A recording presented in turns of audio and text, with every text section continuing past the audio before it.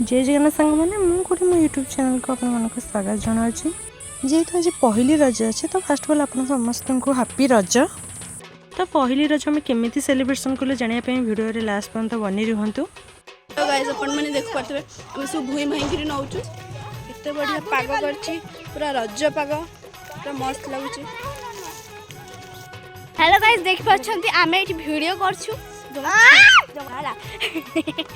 Video करया देखो ये भेंडी राक्षस मोती गेंडी आसी देन देखो ये मोती आसी देन देखो हम सजबाज सब रखु आम वीडियो स्टार्ट जमा आम वीडियो स्टार्ट हम बोली हम स्टार्ट कर देख पाछंती कि देखो तो आसी टूरिस्ट प्लेस से घंटा पिंधि आसी और टेंगे टेंगे हो बस मो मेहन देखो सॉरी एपटे मोर एपट देखो सो मोर देख देखो अच्छा अच्छा देखो ओफ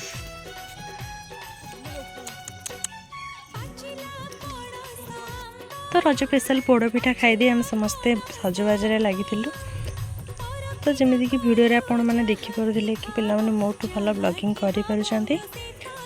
तो आपण मैंने रज सेलिब्रेशन केमिति गले कमेंट सेक्शन में निहाती जणातु।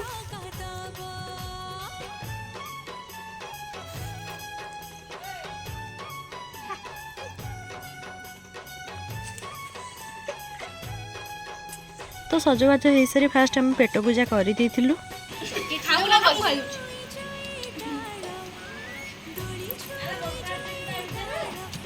तो सकाळ खाइबार होता इडली मटर तरकारी। तो समस्ते सांग मिसी चटापट खाई दौलु कहीं खाई सारी आमको दोली खेलार थिला रील्स बनइबार भी थिला।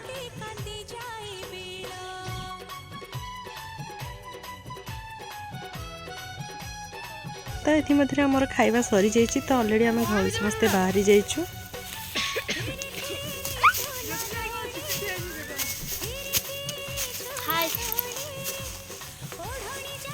फाइनली आम दोली खेल पहुँच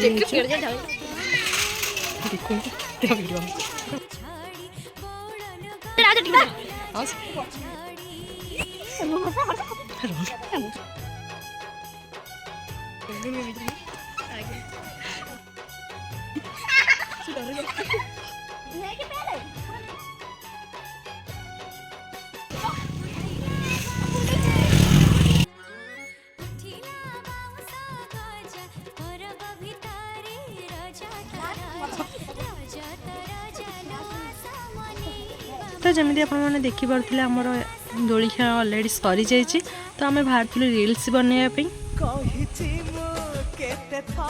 तो फुल रील्स देखापी चाहूँ मुझे डिस्क्रिप्शन में लिंक दे दीची नहीं तो मो इंस्टा आईडी मेंशन कर देछि आपण माने इंस्टा आईडी जाके फुल रील्स देखिपारे। तो रील्स कर सारी देखे तो भात चिकेन तरकारी मटन तरकारी काकुड़ सालुट होता जेहेतु स्त्री लोक मैंने चिकेन खाइबेन तो से मटन होता।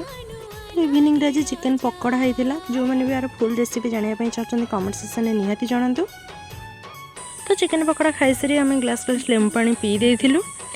तो पहली रजर सेलिब्रेशन आपको केमिति लगिला कमेंट सेक्शन में निहाती जणातु। वीडियो भल लगी तो चैनल को लाइक एंड सब्सक्राइब कर दो। पुणी देखा नेक्स्ट ब्लॉग रे।